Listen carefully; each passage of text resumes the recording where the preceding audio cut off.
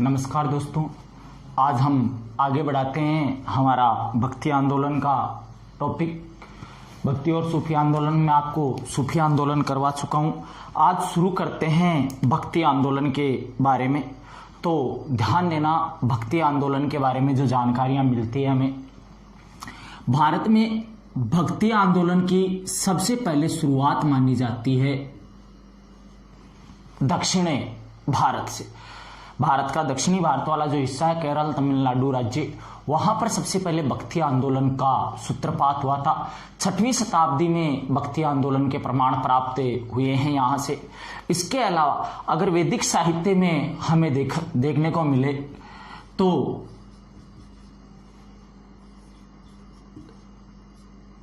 श्वेताश्वर उपनिषद से सबसे पहले भक्ति आंदोलन की जानकारी मिली है।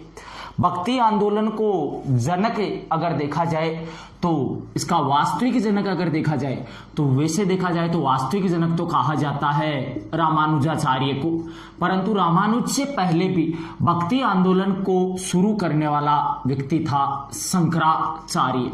परंतु शंकराचार्य ने भक्ति मार्ग की जगह ज्ञान मार्ग पर ज्यादा बल दिया था। भक्ति मार्ग पर बल देने वाला पहला संत हुआ था रामानुजाचार्य। इसी कारण रामानुजाचार्य को भक्ति आंदोलन का जनक कहा जाता है। दक्षिण भारत में किस प्रकार से यह आंदोलन शुरू हुआ तो ध्यान देना, दक्षिण भारत में भक्ति आंदोलन के अलावा सूफी आंदोलनों के बारे में भी जानकारी मिलती है।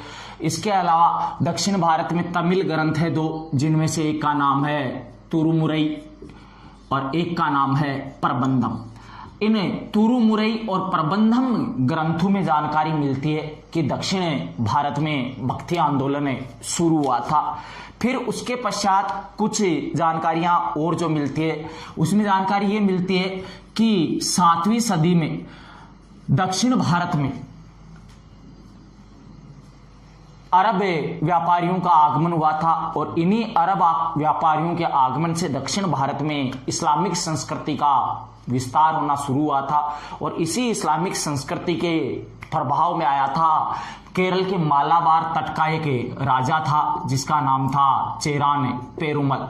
इस चेरान पेरुमल के बारे में जानकारी मिलती है कि चेरान पेरुमल अरब व्यापारियों से प्रभावित होकर के स्वयं इस्लाम स्वीकार करता है तथा यह व्यक्ति हज यात्रा पर भी गया था। तो 7वीं शताब्दी में सूफी आंदोलनों की भी जानकारी तो नहीं मिलती, बाकी इस्लाम के प्रभाव की जानकारी मिल रही है यहाँ पर। इससे पहले यहाँ पर भक्ति आंदोलन था। फिर इन्हीं भक्ति आंदोलनों की जानकारी यहाँ के तमिल ग्रंथ तुरुमुरई और प्रबंधम भी देते हैं। श्वेताश्वर उपनिषद से भी जानकारी हमें प्राप्त होती है। इन सब तुरुमुरई और प्रबंधम से जो जानकारी मिलती है वो जानकारी यह मिलती है कि यहाँ पर 2 प्रकार के संत थे, 2 अलग अलग संप्रदायों के। एक था आलावार समूह और एक समूह कहलाता था नयनार समूह। इस आलावार और इस नयनार समूह ने दक्षिण भारत में भक्ति आंदोलन को शुरू किया था। इन दोनों के ही बीच में मतभेद थे। इनके बीच में क्या मतभेद है वो बताता हूं मैं आपको।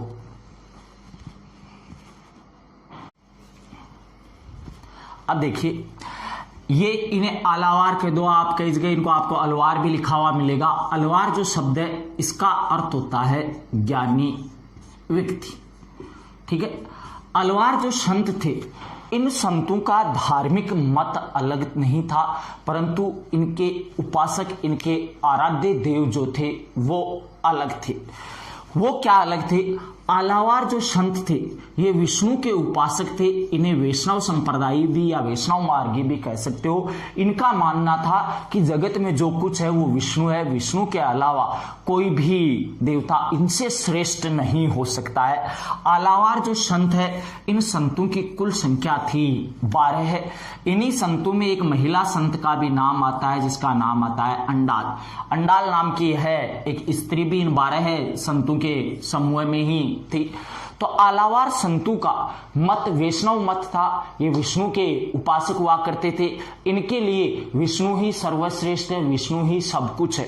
तो दूसरी तरफ नयनार जो है, इन नयनार संतों की संख्या थी कुल 63 और नयनार थे शैव मत के अनुयायी। ये थे भगवान शिव के उपासक। नयनारों का मानना था कि शिव ही सब कुछ है, शिव ही श्रेष्ठ है।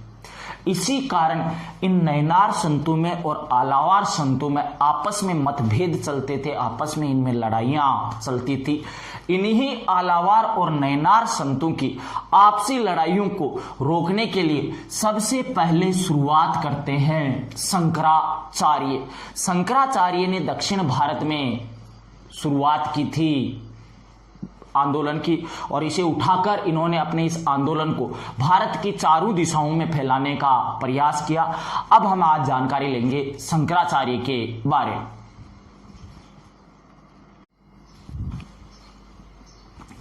अब देखो दोस्तों, शंकराचार्य की जानकारी लेते हैं हम आज। शंकराचार्य की जानकारी पर आगे बढ़ने से पहले मैं आपको बता दूं, अगर आपने अभी तक मेरे इस चैनल को सब्सक्राइब नहीं किया है तो सबसे पहले आप चैनल को सब्सक्राइब कीजिए, बेल आइकन को जरूर प्रेस कीजिए ताकि आगे जितने भी वीडियो मैं अपलोड करूं उनके आपके पास नोटिफिकेशन आते रहे। वीडियो आपको अच्छा लगे तो लाइक जरूर कीजिए, शेयर जरूर कीजिए अपने दोस्तों तक इसको, और इसके अलावा कमेंट में अपनी प्रतिक्रिया अवश्य दें।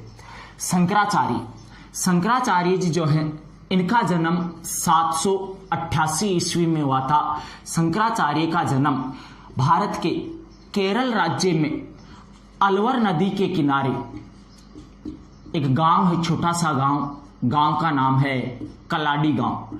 कलाडी गांव में शंकराचार्य का जन्म हुआ था। शंकराचार्य के पिता का नाम था शिवगुरु। ध्यान से सुनते जाना एक चीज। शंकराचार्य के पिता का नाम है शिवगुरु और शंकराचार्य की माता का नाम है सुभद्रा। बाल्यकाल में ही शंकराचार्य जी के पिता का देहांत हो गया था। इनका पूरा पालन पोषण इनकी माता सुभद्रा ने ही किया था। फिर ध्यान देना, शंकराचार्य बचपन से ही प्रतिभाओं के धनी थे। यहां पर जानने को ये मिल रहा है कि शंकराचार्य ने मात्र 3 वर्ष की आयु में अपनी मातृभाषा मलयालम का संपूर्ण ज्ञान प्राप्त कर लिया था। यह मलयालम भाषा के विद्वान बन चुके थे। 5 वर्ष की आयु में शंकराचार्य का उपनयन संस्कार हुआ था। 7 वर्ष की आयु तक आते आते आसपास के कई गांवों में और छोटे छोटे राज्यों में शंकराचार्य की प्रतिभा के चर्चे होने लगे थे। तो जानकारी मिलती है कि दक्षिण भारत के शासक, महान शासक जिनका नाम सुना होगा आपने, राजशेखर ने अपने एक मंत्री को सोने की असरफियां लेकर शंकराचार्य के पास भेजा था भेंट देने के लिए और इन्हें अपने दरबार में बुलाने के लिए, परंतु शंकराचार्य ने उस भेंट को स्वीकार नहीं किया और मिलने से इनकार कर दिया। आगे जानकारी मिलती है कि खुद राजशेखर चलकर आया था शंकराचार्य के पास इनके दर्शन करने के लिए। आगे ध्यान देना, 8 वर्ष की आयु में शंकराचार्य ने अपनी माता से इजाजत लेकर गृह त्याग दिया था, संन्यास ले लेते हैं और गृह त्यागने के पश्चात शंकराचार्य ज्ञान प्राप्ति के लिए अपने घर से आगे निकलते हैं और मध्य भारत में नर्मदा नदी के किनारे इनकी मुलाकात होती है गोविंद भागवत पाद से। गोविंद भागवत पाद शंकराचार्य के पहले गुरु थे। सबसे पहले गोविंद भागवत पाद से इन्होंने शिक्षा ली। गोविंद भागवत पाद ने शंकराचार्य को एक उपाधि प्रदान की थी, वो उपाधि थी परमहंस की। परमहंस की उपाधि प्राप्त करते हैं गोविंद भागवत पाद से। उसके पश्चात शिक्षा पूर्ण होने के पश्चात शंकराचार्य ज्ञान मार्ग के विस्तार की ओर निकले पड़ते हैं। इन्होंने भारत में ज्ञान का विस्तार करना प्रारंभ किया। अब देखो ये क्या करते हैं ज्ञान मार्ग के विस्तार के लिए, तो जो जानकारियां हैं मेरे पास मैं आपको बताता हूं। शंकराचार्य जब शिक्षा प्राप्त करते हैं और शिक्षा प्राप्त करने के पश्चात देखते हैं कि हिंदू धर्म धार्मिक आडंबरों, रूढ़िवादी विचारधाराओं इनसे घिर चुका था और धर्म अपने पतन की ओर जा रहा था। शंकराचार्य हिंदू धर्म का उत्थान करना चाहते हैं, परंतु इन्हें हिंदू धर्म के सामने सबसे बड़ी चुनौती मिल रही थी बौद्ध धर्म और जैन धर्म से। इन दोनों धर्मों के विद्वान इनका अति तीव्रता के साथ प्रचार कर रहे थे। शंकराचार्य के सामने बौद्ध और जैन धर्म में बड़ी चुनौती के रूप में थे। इसी कारण शंकराचार्य ने हिंदू धर्म के उत्थान के लिए जिस प्रकार से बौद्ध संघ था उसी प्रकार से हिंदू धर्म में तपस्वी वर्ग का गठन किया, विद्वानों को जोड़ा और सामाजिक आडंबरों से लड़ने के लिए उन्हें प्रेरित किया। स्वयं शंकराचार्य ने उस जमाने के हिंदू धर्म के कई बड़े बड़े विद्वानों के साथ शास्त्रार्थ किया और उन्हें शास्त्रार्थ में परास्त किया था। शंकराचार्य ने अपने एक संप्रदाय की भी स्थापना की थी। इनका संप्रदाय कहलाता है स्मृति संप्रदाय। फिर आगे ध्यान देना, शंकराचार्य ने अपने ज्ञान को देश में फैलाने के लिए देश के चारों दिशाओं में 4 मठों की स्थापना की थी, 4 बड़ी पीठ बनाई थी, उत्तर में भी, दक्षिण में भी, पूर्व में भी और पश्चिम में भी। इनके जो चारों मठ है, उत्तर में बद्रीनाथ, पूर्व में पूरी उड़ीसा, दक्षिण में श्रृंगेरी पीठ और पश्चिम में द्वारका पीठ। बद्रीनाथ वाली जिसे आप ज्योतिष पीठ के नाम से भी जानते हो। चारों दिशाओं में ये 4 मठ स्थापित किए थे ज्ञान मार्ग की ओर। शंकराचार्य जो है भक्ति मार्ग की जगह है ज्ञान मार्ग पर ज्यादा बल देते थे। शंकराचार्य ने कहा था, जो इनकी बातें थी, उनका जो उद्देश्य था, जो इन्होंने बताना चाहा वो ये था, शंकराचार्य ने इस जगत को मिथ्या कहा तथा ब्रह्मा को सत्य माना था। इन्होंने कहा कि ब्रह्मा की प्राप्ति के लिए ज्ञान मार्ग का अनुसरण करना आवश्यक है। ये शंकराचार्य की शिक्षाएं थी। इन्होंने अपनी कई रचनाओं के माध्यम से भी, गीता भाष्य जैसी इन्होंने रचनाएं लिखी थी, उनके माध्यम से भी समाज को सुधारना चाहा। शंकराचार्य के जीवन पर बौद्ध धर्म की महायान शाखा का सर्वाधिक प्रभाव था। इसी कारण शंकराचार्य को प्रच्छन्न बौद्ध के नाम से भी जाना जाता है। इंपॉर्टेंट प्रश्न बन जाएगा अच्छे स्तर की परीक्षाओं में कि किसे प्रच्छन्न बौद्ध कहा जाता है, तो प्रच्छन्न बौद्ध था शंकराचार्य, इन्हें कहा गया है प्रच्छन्न बौद्ध। शंकराचार्य ने 820 ईस्वी में अपनी अंतिम सांस ली थी पूरी उड़ीसा में और यह महान संत अल्प आयु में ही इस दुनिया से विदा हो गए थे। ये थे प्रारंभिक संत। फिर इन्हीं की परंपराओं पर भक्ति आंदोलन को वास्तविक रूप प्रदान करते हैं रामानुजाचार्य।